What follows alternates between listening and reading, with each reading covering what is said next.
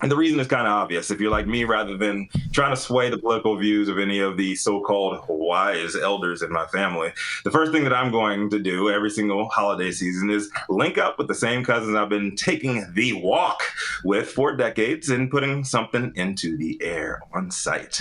And according to Jane Technologies and Headset, cannabis retail sales data says that more of you are just like me, at increasingly higher rates each year. Last year, 2023, Green Wednesday sales rose 90.5% compared to prior Wednesdays, with Thanksgiving week totaling $355.8 million in marijuana sales across tracked states. And according to cannabis data firm Headset, the top selling products were flower with 2 million units sold, which was 27.4% of the total, for $144.5 million, or 40.6% of the overall revenue. Vape pens were coming in second with 6 million units sold, 19% of total, and $85.5 million in total revenue, which is 24% of the grand total of sales for last year's Green Wednesday. And then finally, pre-rolls, 9 million units sold, 25.9% of the total, for $50.4 million in revenue, or 14.2% overall. So to capitalize on the rush, both firms recommend that retailers plan ahead, obviously, as they've been seeing they've already seen a 17.17 increase in wholesale orders this year over last year, early November. I would say a lot of that probably has to do with this year's election, but I don't know. We will see. Preparing inventory in advance for these high demand periods can help retailers maximize their revenue. And it also makes sure that you guys are not overbuying or oversupplying products that your customers do not want. Obviously, this year will be very, very tenuous at best when you're running into those loved ones, those family members that you see every single year, if you do partake in Indian Genocide Day.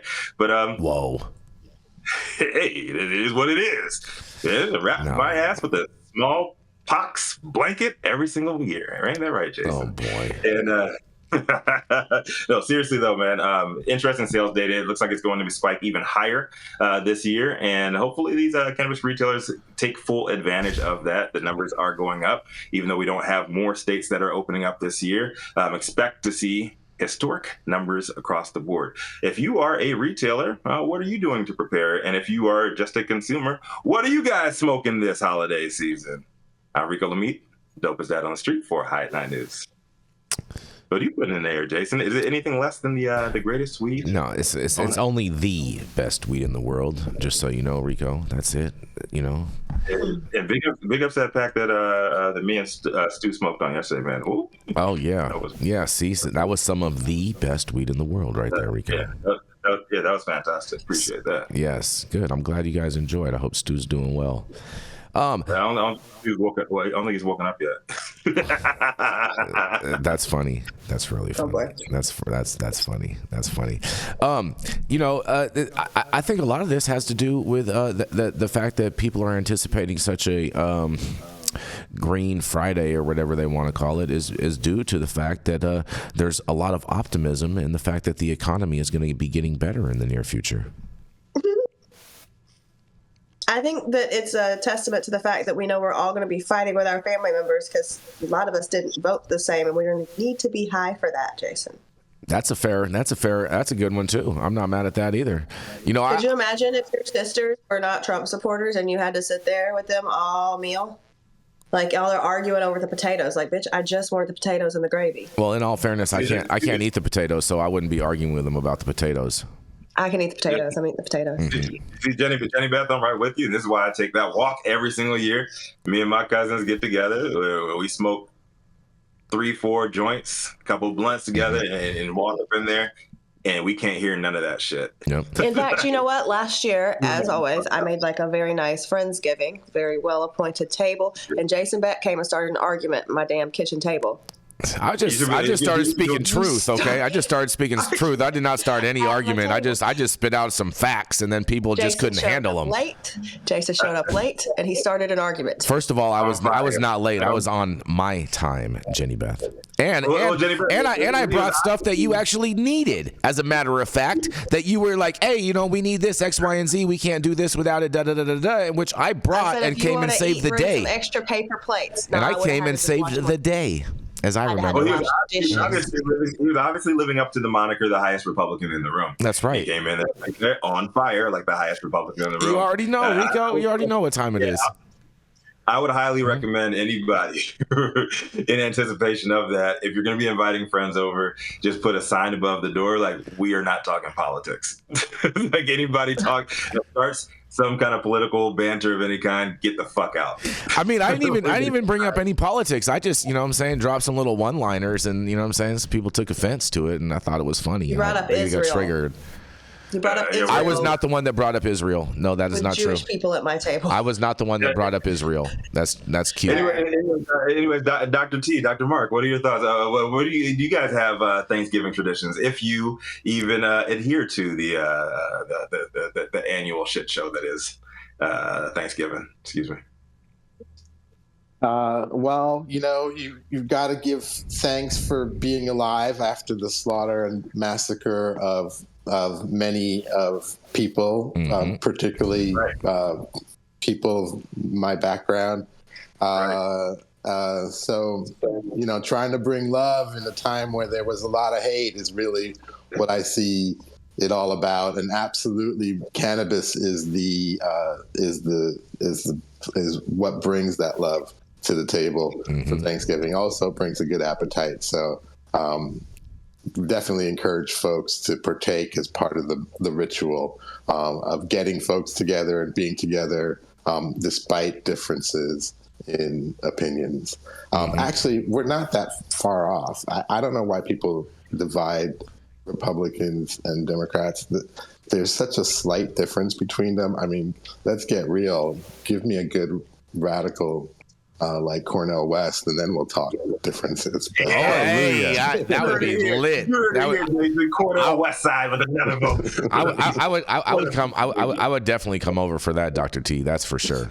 I would definitely come over. We'll for that. invite him for Thanksgiving and have an awesome conversation. We'll have Cornel West, and I'll bring you bring Cornel West, and I'll bring Victor Davis Hanson, and we'll have an amazing conversation. You let Cornel know that he had my vote this year. That's funny. That's funny, you guys. That is funny. You know what's funny? Funny that Jenny Beth, you say that because my little sister, she is a lefty. I know. And so I do troll her all the time. Sandra. Yeah, I do troll her all the time. It's fun. Yeah. Dr. Mark, what about you? Do you partake yearly in the yearly festivities up there in New England? Is there a fog of guilt that comes over all of New England each year? Everyone who gathers in my place is pretty much politically aligned, so we don't need to talk politics. I would just say in general, I love Jason Beck. Thank you. And there's nothing that could make me not love him. The other thing I'll just say is that when life gets you down and when you're not feeling good about how things are going, remember that music makes everything better. And no matter what you're feeling, whether you're depressed or you're just unhappy or you're mad, music will immediately just change your attitude and change your behavior. So I'm just going to get lost in the music and just remember that there are, certain things that we all seek in this life, and that, you're not always going to agree with everybody. But one thing I think that we can all agree on is that we got to take care of each other. And I think part of the mission here at High at Nine News is to make sure that we get the truth out, and that people can't make myths, truths, and lies about cannabis. And so we have to make sure that we stay true to that mission. And I think as long as we're doing that, whether you're Republican, whether you're Democrat, whether you voted for Harris, or whether you voted for Trump, you're going to get the straight poop here on the High at Nine. Very, very well said, Dr. Mark. That was amazing. I love you, Jason Beck. Oh, I love you too, Dr. Mark. Much love to you and the whole Sheldon family out there in the great state of Vermont. You know, I have a lot of family out there. And the Sheldon that's there in Los Angeles too. Yes, and he's more than welcome to come and join me on during this holiday season as well if he would like to. I'll tell him that, Jason. Thank you so much. Most definitely. Matthew St. Germain, you have anything you want to follow up on Dr. Mark after that? Yeah, I've. Number one, no matter who was going to win on Tuesday, it wasn't my candidate, and we're kind of fucked. It's a choice between getting fisted with or without lube. Mm-hmm. American people chose without lube, and I respect that. I've been falling back on the words of great men who I admire, such as, first off, Dr. Martin Luther King, who said, "I believe that unarmed truth and unconditional love will have the final word in reality. That is why right, temporarily defeated, is stronger than evil triumphant." I would finish that up with two quick quotes from Hunter S. Thompson. The American public got what it wanted on Election Day. They deserve what they get, and they deserve to get it good and hard. And lastly, in a nation ruled by swine, all pigs are upwardly mobile, and the rest of us are fated to watch. That was a perfect quote. The second one was a perfect quote for Harvey Wallbanger Day, Matthew St. Germain. Thank you. Mm-hmm. And on that, we're going to go to a commercial, and we're going to be right back.